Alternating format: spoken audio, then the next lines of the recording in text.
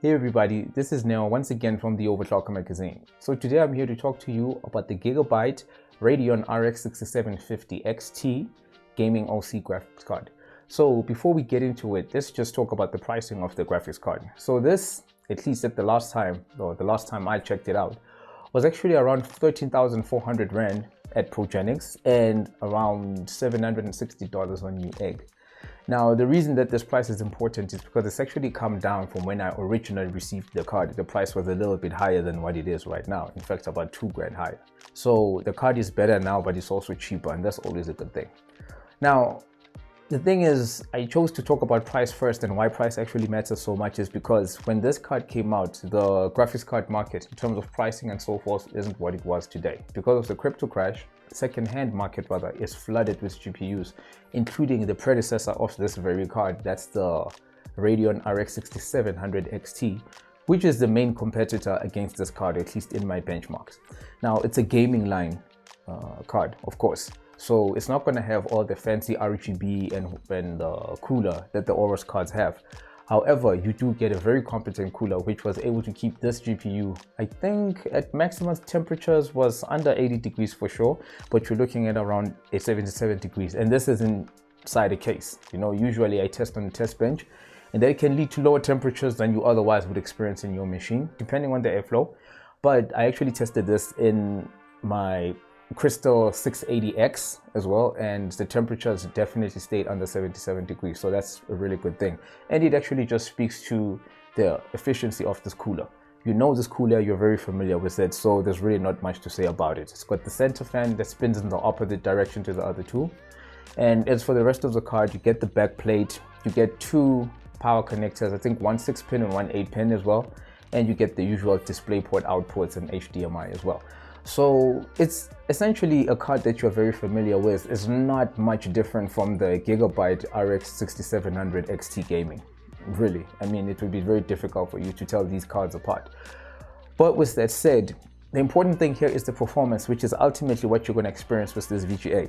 So performance-wise, and by the way, you will see the benchmarks at the end of this video, but I just wanted to let you know that I've been playing Cyberpunk a lot recently, and you know, when Cyberpunk first came out, let me not say when it first came out, but earlier in the year when we didn't have FSR or working in Cyberpunk, I was very wary of playing the game again, even though it had gotten patched and whatnot. I didn't really want to play the game without any form of ray tracing. Now that we do have the image reconstruction techniques that we do have, right, in terms of FSR and whatnot, it actually makes playing the game with ray tracing so much more possible. Now, there are some sacrifices that you might have to make, and some of you might even choose to play without any ray tracing at all if you're not a fan of FSR, or if it's just not available on the particular title that you're playing. With FSR 2.0 in the supporting games, that's actually changed a lot. And I think that right now I am able to play with FSR enabled in the best quality mode, of course. So it will depend on you what you're looking for, but in as far as I'm concerned, I think this is a really important factor about this graphics card, because ultimately the 6750XT is really just an overclocked version of the 6700XT. In fact, the power consumption has gone up appropriately as well. You're looking at around 10%.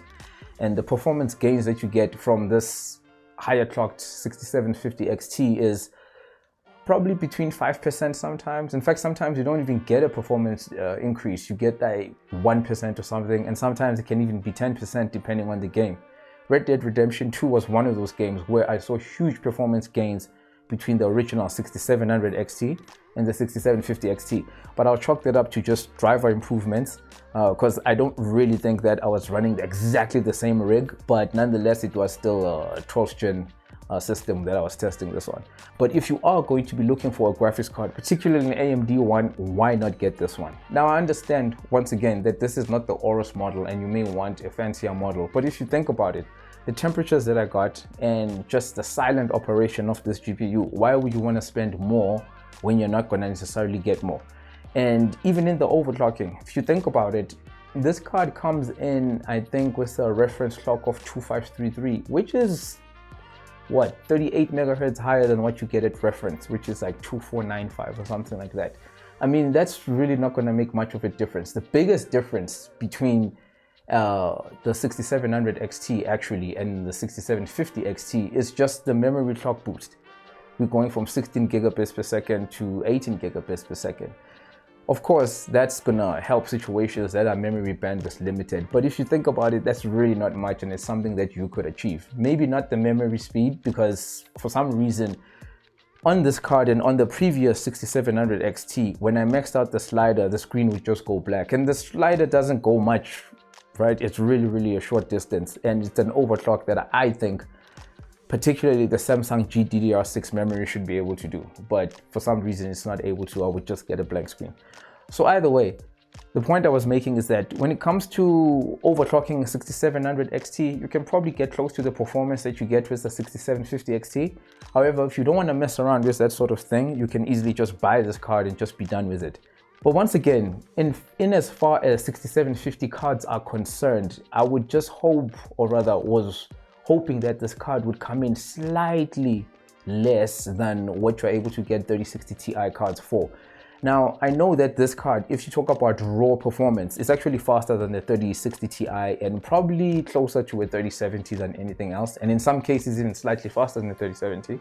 But to make it really appealing, particularly given the sacrifices that you still have to make with ray tracing in titles that don't have FSR, because I think right now DLSS is still more widespread, I would have wanted to see it come in slightly cheaper than some 3060 Ti cards, but it's right around there, and I think at this price at around 13,400, as I said, it's about close enough.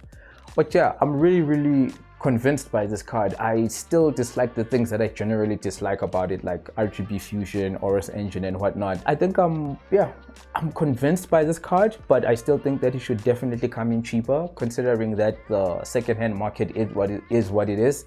I know this is perhaps not the retailer's fault or Gigabyte's fault, but reality dictates that there's just a lot of options right now in the second-hand market.